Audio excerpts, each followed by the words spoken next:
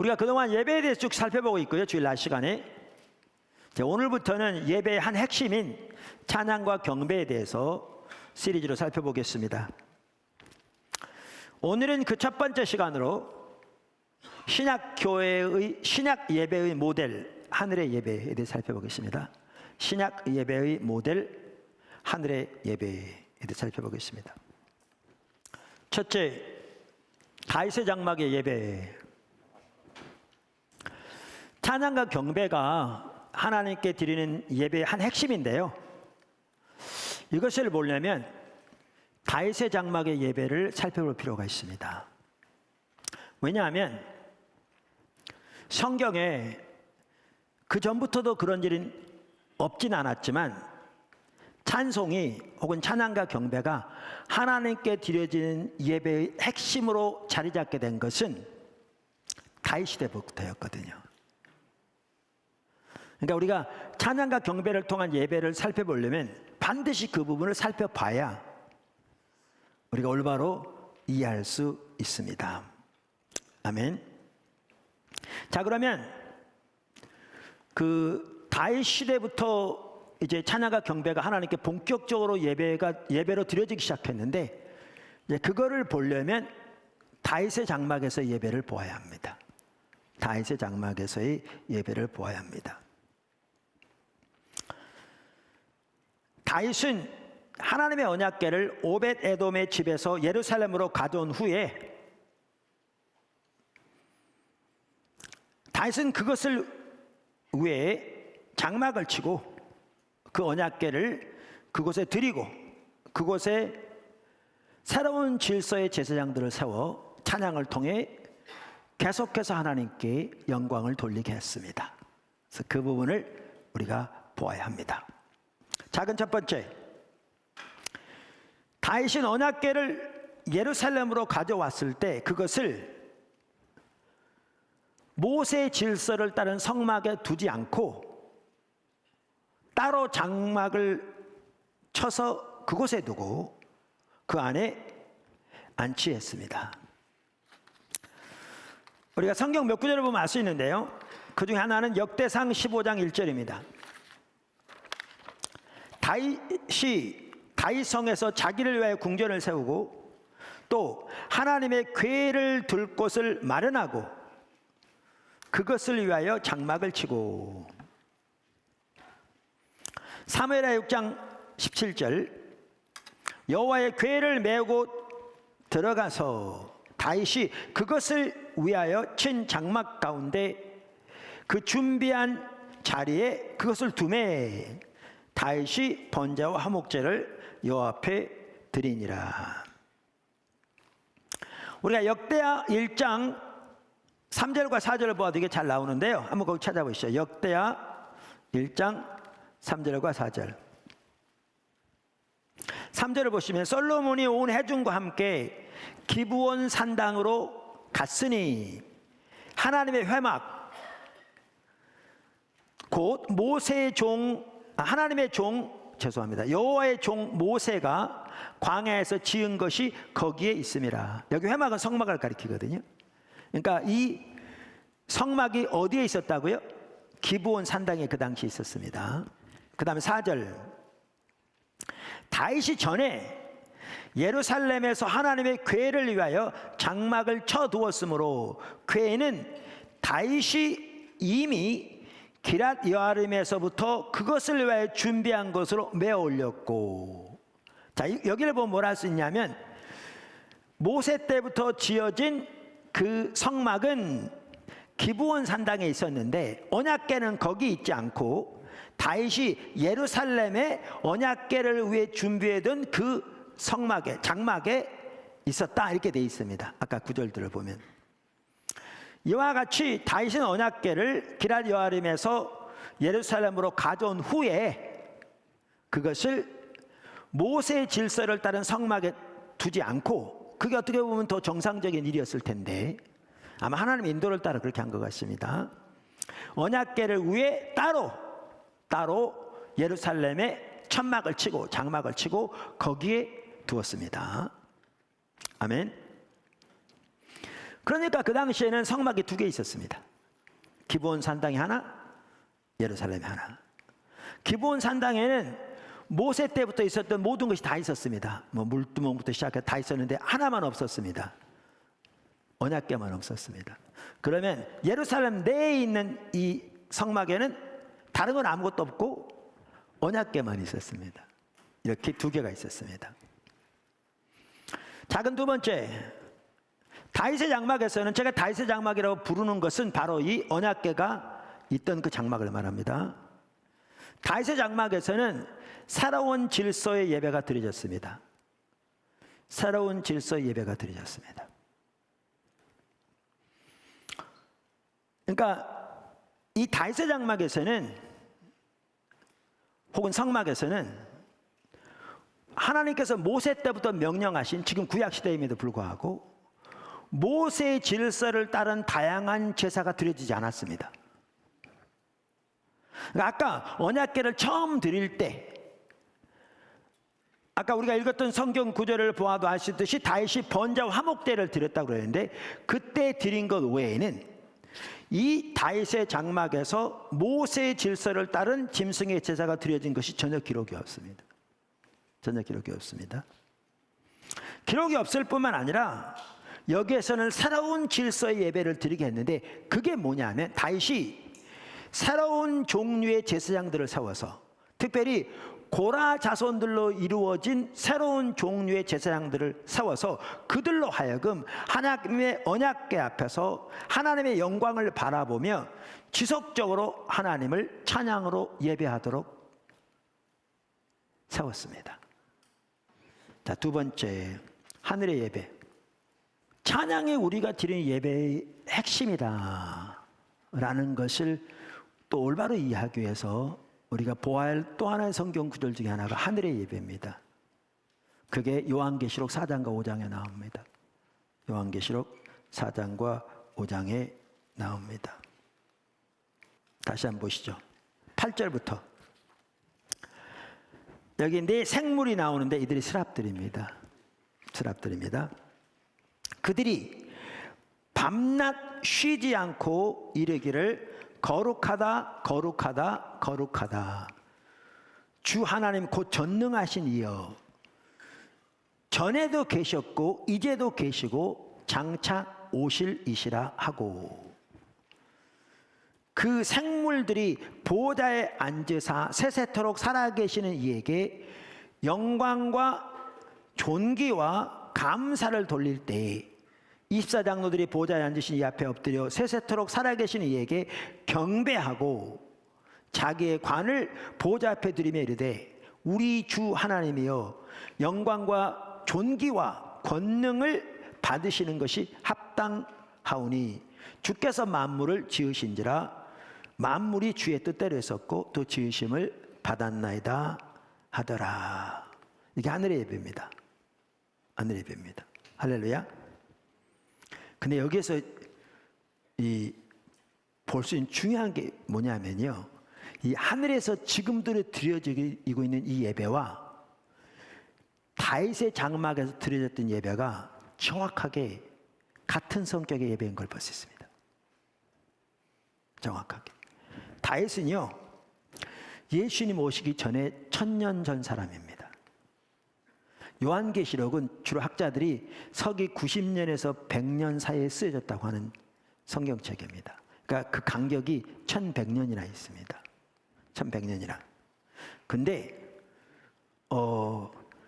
예수님이 오시기 전 무려 1000년 전 사람인 다윗에게 하나님은 하늘의 예배가 어떠한 것인가를 계시해 주신 것 같아요. 엄청난 내용입니다. 엄청난 내용입니다. 사실은 다윗은 정말 하나님을 찬양하는 자였습니다. 그의 시편들을 보십시오. 정말 찬양하는 자였습니다. 뿐만 아니라 뭐죠? 그 사울에게 귀신이 들려서 그 귀신이 사울을 괴롭힐 때마다 다윗이 거기에서 악기를 타면서 찬양할 때 귀신 쫓겨갔잖아요. 그리고 언약궤를 예루살렘 성으로 가져올 때 그 앞에서 하나님의 임재가 자기 거울로 돌아오는 것이, 그리고 그것의 앞에서, 언약궤 앞에서 하나님을 다시 찾고 하나님의 영광을 구하며 주님의 얼굴을 구할 수 있다는 것이 너무나 감사해서, 너무나 기뻐서 춤을 추는데, 자기 아내 사울의 딸 미갈의 눈에 보기에는 방탕한 자가 계집종들 앞에서 수치를 드러내고 그런 것처럼 그렇게 보일 만큼 하나님 앞에서 찬양한 거죠. 근데 그는 하나님께만 한 것이라고 고백하죠. 그만큼 예배하는 자였습니다. 하나님께서 다윗에게 다윗에 대해 내 마음에 합한 자라고 그랬잖아요. 이렇게 하나님을 찬양하는 자였고 하나님을 예배하는 자였는데, 그래서 어쩌면 하나님께서 다윗에게 하늘의 예배를 미리 계시하시는지 모르겠습니다. 실제로 예루살렘 성전만 하더라도요, 원래 다윗이 지으려고 했어요. 그런데 하나님께서 다윗은 피를 많이 흘린 사람이라고 그 아들 솔로몬이 짓게 될 거라고 말했죠. 근데 여러분 성경을 보시면요, 성전을 짓는 데 필요한 모든 재료들을 다 다윗이 준비했을 뿐만 아니라 성경에 보시면 하나님께서 다윗에게 성전을 지을 설계도를 정확하게 계시해 주신 걸 볼 수 있어요. 다윗이 임의로 한 게 아니고요, 하나님이 성령을 통해 성전의 전체적인 설계 도면을 계시해 주신 걸 볼 수 있어요. 그렇게 다윗은 예배의 사람이었습니다. 자, 세 번째, 다윗의 장막의 예배를 신약의 예배 모델로 채택한 예루살렘 회의. 다윗의 장막의 예배를 신약의 예배 모델로 채택한 예루살렘 회의. 기독교 복음의 성격을 올바로 규정하고 기독교 예배를 규정하는 데 있어서 중요한 역할을 했던 회의가 서기 50년에 예루살렘에서 열렸던 예루살렘 회의입니다. 그게 사도행전 15장에 나옵니다. 사도행전 15장에. 원래 이 예루살렘 회의가 열리게 된 배경은 기독교가 이방인 지역으로 확대되면서 이방 기독교인들에게도 유대인의 율법을 지키게 하고 할례와 같은 유대인의 의식을 지키게 할 것인가에 대한 문제를 토의하기 위한 것이었습니다. 이 문제를 토의하기 위해 예루살렘 교회 지도자들과 이방인 교회를 대표해서 바울과 바나바가 참석했습니다. 자, 사도행전 15장 1절부터 보십시오. 그러면 거기 배경이 나옵니다. 1절. 어떤 사람들이 유대로부터, 그러니까 예루살렘으로부터 내려와서, 지금 여기 안디옥에 있을 때잖아요. 내려와서 형제들을 가르치되 너희가 모세의 법대로 할례를 받지 아니하면 능히 구원을 받지 못하리라 하니. 그러니까 예루살렘에서 온 어떤 이들이 안디옥 교회는 이방인 중심으로 이루어진 교회잖아요. 와서 뭐라고 그러냐면, 예수를 믿는 것 가지고는 부족하다. 예수를 믿어야 되지만 예수를 믿는 믿음에다 더해서 모세의 법대로 할례 등 유대인의 전통을 지켜야 그래야 진정으로 구원받을 수 있다, 이렇게 가르쳤다는 거예요. 여기. 그런데 2절에 바울 및 바나바와 그들 사이에 적지 않은 다툼과 변론이 일어난지라. 그러니까 그들과 이제 바울과 바나바가 맞부딪힌 거죠. 그게 아니다. 그러고 이건 그렇다라고 맞부딪힌 거예요. 그래서 이제 어떤 일이 있었냐면, 형제들이, 이제 성도들이 그 말이죠. 갈라디아 교회에서 이 문제에 대하여 바울과 안디옥 교회에서죠. 이 문제에 대하여 바울과 바나바와 그 중에 몇 사람을 예루살렘에 있는 사도와 장로들에게 보내기로 작정하니라. 그러니까 사람 보낸 겁니다. 그래서 예루살렘 회의가 이제 일어나게 됩니다. 그래서 이제 예루살렘 올라가는 과정에서, 이제 지나가는 과정에서도 하나님 놀랍게 역사하셨고 예루살렘에 도착합니다. 도착했더니 장로들이 영접을 하는데, 그리고 그동안 하나님께서 행하신 것을 나누는데 어떤 일이 있었느냐. 5절. 바리새파 중에 어떤 믿는 사람들이 일어나 말하되 이방인에게 할례를 행하고 모세의 율법을 지키라 명하는 것이 마땅하니라. 그러니까 여기에 이렇게 말했던 사람 중에 대표적인 인물들이 바리새인이었다 예수 믿은 사람들인 걸 볼 수 있어요.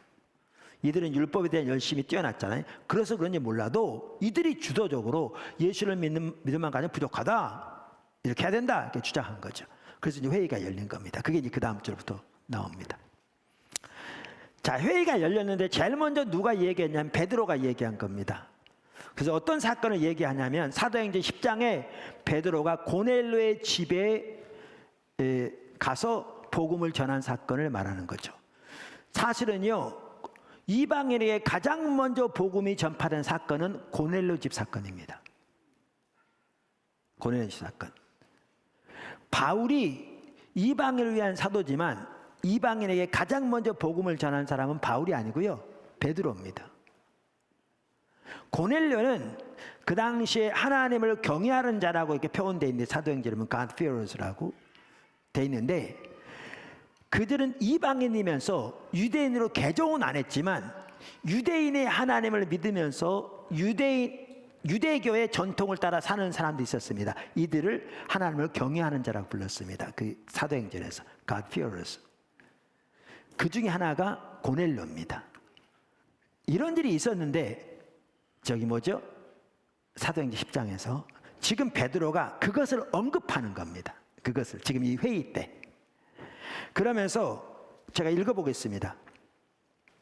7절부터 많은 변론이 있은 후에 베드로가 일어나 말하되 형제들아 너희도 알거니와 하나님이 이방인들로 내 입에서 복음의 말씀을 듣게 하시려고 오래전부터 너희 가운데서 나를 택하시고 또 마음을 아시는 하나님이 우리에게와 같이 그들에게도 성령을 주어 증언하시고 믿음으로 그들의 마음을 깨끗이 하사 그들이나 우리나 차별하지 아니하셨느니라. 그런데 지금 너희가 어찌하여 하나님을 시험하여 우리 조상과 우리도 능히 매지 못하던 몽해를 제자들의 목에 두려 하려느냐. 그러나 우리는 그들이 우리와 동일하게 주 예수의 은혜로 구원받은 줄을 믿노라 하니라. 무슨 말인지 이해하시겠죠? 이 말은 이 말입니다. 내가 가서 할례를 전한 것도 아니고 유대인의 전통을 전한 것도 아니고 저들이 할례를 받은 것도 아니고 예수 그리스도를 전했는데, 그리고 저들이 예수를 믿고 회개하고 주님께 돌아온 것이 전제되어 있는 거죠. 그랬더니 저들의 마음을 아신 하나님께서 믿음으로 하나님께 나오는 저들에게 성령을 오순절날 우리에게 부으셨듯이 저들에게도 부으셔서 저들을 하나님의 백성을 삼으신 것을 나타내 보이셨는데, 그래서 구원은 오직 믿음으로 오직 하나님의 은혜로 받게 되는데 우리와 우리 조상이 매지 못한 멍에를 왜 저들에게 매려하느냐, 이렇게 지금 말하는 겁니다. 그러니까 믿음이 충분하다 이렇게 말하는 거죠. 무슨 말 얘기하시겠죠?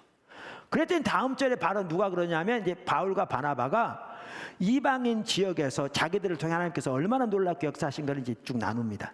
내용이 있으면 이겁니다. 우리가 할례를 전한 것이 아니고 유대인의 전통을 전한 것이 아니고 우리가 예수 그리스도를 전했고 저들이 회개하고 예수를 믿으면 하나님께 돌아왔더니 하나님께서 그들을 받으실 뿐만 아니라 너무나 놀라운 일들을 그들 가운데 그들을 통해 행하셨는데, 그러니까 믿음이 충분하다 그 말입니다. 그랬더니 이제 야고보가 나섭니다. 야고보 사도가 일어나서 이렇게 말하는 겁니다. 내용은 이겁니다. 지금 베드로 사도가 지금 하나님의 약하신 이렇게 쭉 나눴는데, 특별히 베드로 얘기를 하면서 성경에 보니까 베드로 말이 맞다. 성경에 이렇게 예언돼 있다. 그러니 이 옳은 거를 누가 금하겠느냐. 그래서 올바로 결정을 내리죠. 그러면서 결정 내릴 때 성령과 우리는 이렇게 말함으로써 이게 단순히 개인적인 의견이 아니라 성령의 인도하심이 확신하다, 이런 뜻인 거죠. 자, 그러면서 야고보가 한 말이 이 말입니다. 자, 16절이죠. 15절부터 읽겠습니다. 선지자들의 말씀이 이와 같이 일치하도다. 그러니까 성경의 예언의 말씀이 이것을 증명한다, 일치한다 그 말이죠. 그러면서 기록된 바 이후에 내가 돌아와서 다윗의 무너진 장막을 다시 지으며, 여기 이제 뭐가 나오는, 다윗의 장막이 나오는 겁니다. 다윗의 무너진 장막을 다시 지으며 그 허물어진 것을 다시 일으키리니 이는 그 남은 사람들과 내 이름으로 일컬음을 받는 모든 이방인들로 주를 찾게 하려 함이라 하셨으니. 자, 여기에 이제 문제가 뭐냐면 이 다윗의 장막이 뭘 말하느냐는 거예요. 이게 아모스 9장 11절 12절을 지금 인용하는 거거든요. 근데 여기에 여러분 배경을 이해하셔야 돼요. 배경은 뭐냐면 지금 예수를 믿는 믿음만 가지고는 안 된다. 할례를 받고 유대인의 전통을 지켜야 한다. 이렇게 주장하는 이제 바리새파 중심으로 한, 이제 과거 바리새파였죠. 지금 예수 믿는데 그들 중심으로 한 그 주장을 아니다. 그건 잘못된 거다. 예수를 믿는 믿음은 충분하다. 하나님의 역사를 봐라. 하나님 벌써 증거하고 있지 않냐. 그런데 성경도 이와 정확하게 일치된다. 그리고 이것에 대한 믿음은 충분하다. 할례가 필요하지 않다. 이거를 증거하는 구절로 이걸 지금 말하는 거거든요. 무슨 말 이해하시죠? 지금 이 말씀의 배경이 이걸 증명하는 말이라고요. 이걸 증명하는 말이라고요. 그러면 이 다윗 장막이 뭐냐는 거예요. 여기 다윗 장막이. 제가 오늘 아침에도 몇 개 주석들을 찾아봤어요. 이 케빈 카너에 의하면 구약 성경을 볼 때 두 종류의 다윗의 장막이 있다 이렇게 말합니다. 두 종류의 다윗 장막이 있다 그러는데 그럼 이분이 말한 두 종류의 다윗 장막은 뭐냐? 첫 번째는 다윗의 왕국으로서의 다윗의 장막입니다. 다윗의 왕국으로서의 다윗의 장막. 그러니까 학자들은 대부분 이 부분만 봅니다. 이 첫 번째만. 다윗의 왕국으로서 다윗의 장막. 무슨 말이냐면 다윗의 왕국으로서의 다윗의 장막은 하나님이 다윗을 위해 세운 집을 말하는 거죠. 세운 장막을 말하는 거죠. 여기에는 다윗에게 주신 언약에 포함된 모든 다윗의 왕국, 왕권, 가문, 계보, 가족 다 포함되는 거죠. 다 포함되는 거죠. 이 모든 약속이 다윗의 자손으로 오신 메시아를 통해 다 성취된 거죠. 성취된 거죠. 자, 한 구절 볼게요. 한번 찾아보세요. 이게 이사야서 16장 5절입니다. 실제로 다윗의 장막이라는 용어가 많이 안 나와요. 구약 성경에도. 많이 안 나와요. 이사야서 16장 5절. 다윗의 장막에, 다윗 장막 나오죠? 다윗 장막에 인자함으로 왕위가 굳게 설 것이요. 그 위에, 그 왕이죠. 그 위에 앉을 자는, 그 왕위에 앉을 자는 충실함으로 판결하며 정의를 구하며 공의를 신속히 행하리라. 여기 다윗의 장막이라고 나오는데 이것은 하나님이 세우실 다윗의 집을 말해요. 다윗의 가문. 무슨 말 아시겠죠? 거기에 왕권, 하나님 신 언약 다 포함된다고요. 이 모든 것들이 누굴 통해서 성취됩니까? 다윗의 자손으로 오실 메시아를 통해 성취돼요. 그런 의미의 다윗의 장막입니다. 그래서 다윗의 왕국으로서의 다윗의 장막. 이와 비슷한 구절이 어디냐면 이사야서 9장 6절 7절입니다. 나중에 한번 찾아보세요. 이사야서 9장 6절 7절. 그런데 이 카노는 말하기를 또 다른 종류의 다윗 장막이 있다는 거죠. 그게 우리가 여태까지 살펴본 거죠. 그게 뭐냐면 다윗이 세운 새로운 예배 질서로서의 다윗 장막인 거죠. 다윗이 세운 새로운 예배 질서로의 다윗 장막. 아까 다윗이 언약궤를 예루살렘에 드리고 그것을 위해 장막을 세우고 거기에 언약궤를 안치하고 새로운 종류의 제사장들을 세워 거기에서 하나님께 찬양을 통해 지속적으로 예배가 드려지겠다고 그랬잖아요. 이 다윗이 세운 새로운 예배 질서로 다윗의 장막이 있다는 거죠. 이건 이 사실이 있습니다. 그래서 이 다윗의 장막이 있다는 거죠. 그러면 이 두 가지 중에 뭘 말하는 거죠? 학자들은 대개 첫 번째로만 봅니다. 아까 다윗의 그 왕국의 다윗의 장막. 근데 그렇게 봐가지고는요 사도행전 15장 이해가 안 돼. 왜냐하면 예수님을 통해서 다윗의 왕국이 회복되어졌잖아요. 그래서 그거는 이방인과 유대인을 다 포함해요.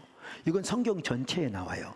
그리고 사도행전 15장도 이게 전제돼 있어요. 문제는 뭐냐면 여기에 지금 야고보가 하는 말이 뭐냐 하면 유대인의 전통을 지키는 게 의미가 없다. 믿음이면 충분하다. 그러면서 그것에 대한 성경 근거로 이걸 낸 거거든요. 그러면 이게 설득력이 떨어지는 거예요. 그 근거로서는. 당연히 그 포함되겠지만. 근데 다윗이 세운 예배 질서로서의 다윗의 장막으로 이해하면요, 이거 쉽게 이해돼요. 지금 그 문맥을 볼 때, 아까 제가 페트라 주석을 보니까요, 페트라 주석도 다윗의 왕국으로서의 다윗 장막으로 이해는 하지만 이렇게 표현했어요. 페트라 주석에는 그거를 다윗의 무너진 장막을 일으키는 이 부분을 이렇게 표현했어요. 본문은 아모스의 예언을 베드로의 연설과 접목시키면서, 실제 이렇게 돼 있잖아요. 아모스가 예언한 그날이 바로 지금임을 암시해 준다. 그날 마지막 날, 이렇게 마지막 때를 말하거든요. 예수님 오실 때부터가 마지막 때입니다. 암시해 준다. 그러면서 아모스는 허물어진 다윗 왕국을 다시 세우고, 이때는 다 왕국으로 이해했죠. 이분도 일반 학자들은 그렇게 해요. 왜냐하면 아까 말한 그 개념이 없어요. 이 부분에 대해서는 왕국을 다시 세우고 퇴락한 것을 다시 지어낸다는 아모스의 예언을, 이제 이것은 왕국으로 이해할지 몰라도 이렇게 말합니다. 예언을 유대주의의 배타적 세계관이 무너지고 메시아에 의해 재건된 세계관으로 전환됨을 강조하게 인용했다. 이건 맞는 얘기거든요. 유대주의적인 개념이 무너지고 메시아에 의한 재건된 세계관으로서의 전환됨. 근데 이것을 왕국으로만 이해하면 이게 안 되는 거죠. 아까도 말한 대로. 자, 그러면 그래서 이 문맥을 볼 때 여기 다윗 장막을 다윗의 왕국으로서의 다윗 장막도 당연히 전제되겠지만, 바탕에 깔려 있겠지만, 그거보다는 다윗을 통해 세워진 새로운 예배의 질서로서의 다윗 장막으로 보는 게 훨씬 더 문맥에 맞습니다. 그럼 이게 무슨 뜻인가? 아까도 말씀드린 대로 예루살렘 회의의 이슈가 뭐였냐면, 새로 태동한 기독교가 유대인의 의식을 따를 것인가, 즉 모세의 질서를 따른 예배 의식을 따를 것인가였어요. 할례등 여기 이슈가. 그런데 이에 대한 답변은 이런 거죠. 답변은 아니다. 그리스도의 나라는 모세 언약의 부활이나 지속이 아니고 다윗의 장막의 회복이다. 이해되세요? 그런 거로 이 장막에서는 모세의 의식이 아무런 자리가 없다. 다윗의 예배의 질서가 세워질 것이다. 이 뜻이라는 겁니다. 여기. 그러니까 아까 다윗을 통해 새로운 예배가 세워지되 거기서는 모세의 질서를 따른 제사가 드려지지 않았어요. 제사장들도 제사도 거기 드려지지 않았어요. 처음에 그 봉헌할 때만 드려졌고요. 여기에는 새로운 질서 예배가 드려졌죠. 그래서 사도행전 15장의 다윗의 장막은 당연히 메시아인 예수님을 통해서 성취된 다윗의 왕국으로서의 다윗의 장막을 포함하겠지만, 보다 근본적으로 새로운 예배 질서로서의 다윗의 장막을 의미하는 것을 우리는 볼 수 있습니다. 그걸 이분이 잘 지적한다고 저는 확신합니다. 자, 그래서 이 회의 결과가 어떻게 된 줄 아십니까? 여러분, 그 당시에는 예루살렘 성전이 존재하고 있었어요. 그리고 아직까지도 거기에서는 많은 짐승의 제사가 드려지고 있었어요. 근데 초대교회는 모세의 율법에 따른 의식과 제사를 거기에 동참하라는 유대 기독교인들의 일부 기독교인의 주장을 물리치고 다윗의 장막의 예배, 즉 예배의 실천 모델을 채택하게 된 거죠. 그 결과 어떻게 되었느냐? 기독교에서 할례가 없어졌고요. 모세 질서에 속한 제사 행위가 없어졌고요. 예수님 통해서 완성된 거죠. 그리고 레위 지파에 속한 제사장들이 없어졌습니다. 모두가 제사장이 된 겁니다. 이렇게 볼 때에 여기에 다윗 장막은 가장 우선적으로는 새로운 예배 질서로서의 다윗 장막을 의미하는 걸 볼 수 있습니다. 자, 그러면 이렇습니다. 그러면 이 다윗의 장막에 통해 드려진 새로운 질서의 예배 질서를 신약의 교회 예배 질서로 채택한 거죠. 모세의 질서가 아니라. 그렇다면 이 예배 질서가 예배가 하늘의 예배와 정확하게 똑같았잖아요. 이걸 보면 하늘나라에 드려진 예배가 우리 신약시대 예배의 모델인 걸 볼 수 있습니다. 근데 잠깐만 잘 들으십시오. 사도행전 15장에 다윗의 장막에 대한 이해가 해석이 저와 같지 않고 그걸 다 빼더라도 지금 제가 말한 건 조금 더 틀리지 않습니다. 뭐 말인지 이해하십니까? 다윗 장막에 대한 이해, 그 모세의 질서를 따르고 등등 이 모든 걸 다 빼버리더라도 여러분이 그 부분에 동의 안 해도 분명한 한 가지는 하늘의 예배와 다윗 장막에서의 예배는 정확하게 같은 성격이었고요. 이게 찬양과 경배에서 신약시대 예배로서 핵심적인 모델인 것은 전혀 변하지 않습니다. 전혀 변하지 않습니다. 하늘의 예배가 우리의 예배의 모델인 건 전혀 변하지 않습니다. 그리고 하늘의 예배와 다윗 장막의 예배는 정확하게 성격 같은 거였습니다. 사도행전 15장을 다르게 보더라도 이해하시죠? 자, 그럼 네 번째 마지막입니다. 우리 예배 모델에서 배울 수 있는 점. 그러면 이 우리의 예배 모델에서, 즉 다윗의 장막의 예배와 하늘의 예배의 모델에서 배울 수 있는 점. 첫째, 찬양과 경배가 최고의 형태의 예배입니다. 찬양과 경배가 최고의 형태의 예배입니다. 오늘날 적잖은 목회자들과 성도들은 찬양과 경배를 예배에서 하나의 부수적인 요소로 생각합니다. 그래서 중심을 말씀으로 생각하고, 물론 말씀 중요합니다. 다른 찬송이나 찬양 등 그 말씀을 잘 듣게 하기 위해서 마음을 준비하는 식으로 이해합니다. 그래서 준비 찬송이라는 개념이 나오죠. 그래서 어떤 때는 실컷 경배와 찬양하고 난 다음에 이제 묵도부터 새로 예배 시작한다고 시작하는 경우도 있습니다. 그런데 성경에 의하면 찬양과 경배는 그 자체가 예배일 뿐 아니라 최상의 형태의 예배입니다. 할렐루야. 정말 최상의 형태의 예배입니다. 다윗을 보십시오. 하늘의 예배를 보십시오. 최상의 형태의 예배입니다. 그래서 오늘날 세계적으로요, 찬양과 경배를 워십이라고 합니다. 예배이기 때문에 이게 아예 그냥 다 정착되어 있습니다. 우리나라 워십하면 춤추는 거는데 그건 우리나라 얘기고요. 워십이라고 합니다. 저도 그래서 예배 그러면 찬양 경배를 말합니다. 가장 먼저.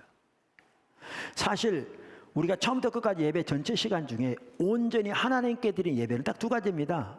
설교는 하나님 주신 말씀을 대언하는 것이고, 광고는 나누는 것이고 등등. 하나님께 드리는 예배는 두 가지밖에 없습니다. 헌금과 찬양. 요한계시록 5장을 생각해 보십시오. 스랍들이 그렇게 하나님의 영광을 바라보면서 하나님을 마음껏 기뻐하며 하나님께 찬사를 드릴 때, 입사장로들이 천천만만의 천사들이, 그리고 앞서간 믿음의 선배들이 한 목소리로, 큰 물소리와 같이 그런 한 목소리로 하나님을 마음껏 찬양하고 오직 그분께만 초점을 맞추고 그분을 예배하는 모습을 생각해 보십시오. 이게 하늘의 예배고요. 이게 신약시대 교회에 드려져야 할 예배입니다. 이게 우리 예배가 돼야 합니다. 할렐루야. 두 번째, 여기 중요한 점, 하나님의 영광을 보는 것이 핵심입니다. 예배의 핵심입니다. 이거는요, 영과 진리로 드린 예배와도 연관됩니다. 이거는 아무리 강조돼도 지나침이 없습니다. 하나님을 아는 만큼 하나님의 예배할 수 있습니다. 그래서 예배 핵심은 하나님의 얼굴을 구하는 것입니다. 예배 핵심은 하나님의 얼굴을 구하는 것입니다. 그래서 아까 사도행전 15장만 하더라도 여러분 보셨습니까?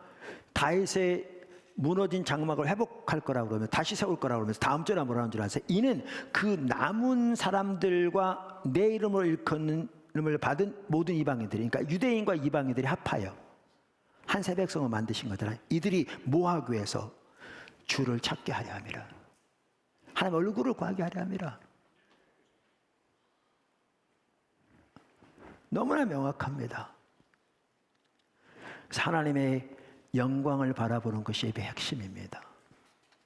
그래서 하나님 얼굴을 구하여 나오는 것이 그만큼 중요합니다. 예배에 있어서도. 자, 세 번째. 이제 하나님께 드리는 직접 합법의 찬양. 이 부분이 나중에 또 나오니까 여기서 넘어가겠습니다. 사실 이렇게 찬양과 경배가 예배의 핵심이기 때문에요. 여러분 중에 찬양과 경배 일을 이렇게 싫은 분은요, 하늘나라 갈지 고민하셔야 돼요. 거기는 찬양과 경배를 통해 지속적으로 하나님께 예배할 텐데, 예. 한 가지가 더 있네요. 다섯 번째. 간단히 마치겠습니다. 예배는 우리가 배워야 할 가장 중요한 제자도 중 하나입니다. 우리가 예수를 믿으면 배워야 할 제자도가 많죠. 기도도 배워야 돼요. 큐티도 배워야 되고 전도도 배워야 되죠. 예를 들면 기도에 대해서 배운다는 것은요, 기도에 대한 전문적인 서적을 통해 뭐죠? 기도에 관해서 이론적으로 배우는 걸 말하는 게 아니고 당연히 그걸 포함하죠. 성경적인 가치관을 배워야죠. 뿐만 아니라 여러분 보세요. 어떤 사람이 비행기 뛰어내리는 거 뭐죠? 낙하산 타고 가다 이렇게 뛰어내리고 이렇게 낙하산 이렇게 뭐 하는 거 뭐라 그래? 그거를 교육을 받는데 이제 낙하산 올라가서 할 때 어떻게 낙하산 매거부터 시작해가지고 뛰어내릴 때 어떻게 줄을 잡아다니고 내려올 때 어떻게 조정하고 다 배웁니다. 시험 100점 맞습니다. 그런데 그 사람 뛰어낼 줄 아는 겁니까? 여러분 제자도를 배운다는 것은 기독은 그것이 큐티건 당연히 성경적인 가치관으로 그 이해를, 그 가치를, 자세를, 태도를 배우는 게 중요하지만 실제로 삶을 통해서 실제로 배우는 게 제자도를 배우는 겁니다. 믿으세요? 실제를 안 배우면 운전면허는 필기시험 100점 맞았는데 운전대 한 번도 안 잡아본 사람 똑같습니다. 그런 말 하겠죠. 누가 운전하다 옆으로 가면 이렇게 하는 거 아니야. 저 신호등 이런 거야. 그렇지만 자기는 운전할지 전혀 몰라. 그렇게 하겠죠. 여러분, 예배가 우리가 배워야 할 제자도의 가장 중요한 한 핵심이란 얘기는 당연히 예배에 대한 자세, 예배의 가치, 예배에 대한 이해 등등 우리가 지금 살펴본 것처럼 이 모든 것들을 당연히 우선적으로 배우고 철저하게 알아야 되지만 이 토대 위에서 실제로 하나님을 그렇게 예배하고 예배를 통해 하나님을 경험하고 하나님과 교제하고 하나님을 높이는 삶에서 자라야 한다 그 말입니다. 이게 가장 중요한 제자도 중에 하나입니다. 왜냐하면 예배에서 성공해야 다른 게 가능합니다.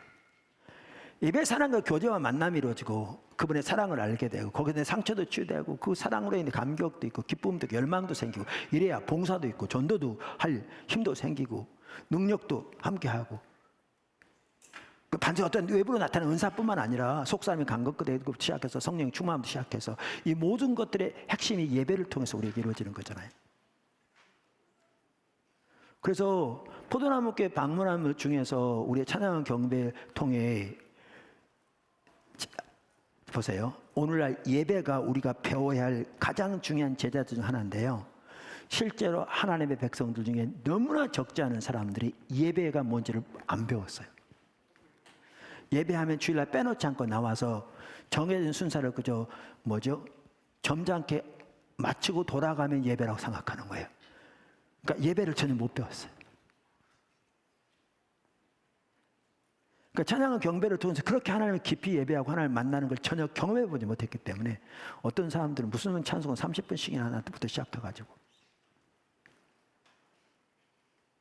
그렇죠. 여러분 예배는 이토록 중요하기 때문에 우리가 배워야 할 가장 중요한 제자도 중에 하나입니다. 예배를 올바로 배우고 예배에 성공해야 나머지가 성공적인 신앙생활이 가능합니다. 우리가 살펴보는 이유도 거기에 있습니다. 아멘. 그래서 우리가 오늘 찬양과 경배에서 그 모델 하늘의 예배를 살펴봤는데, 우리 모든 지체들이 이렇게 예배를 잘 배워서 정말 하나님께 영광 돌리는, 정말 다윗처럼 그렇게 하는 것 교제하고 동행하고 하나님이 기뻐하시는 그러한 삶과 사람과 예배가 되기를 주님으로 축원합니다.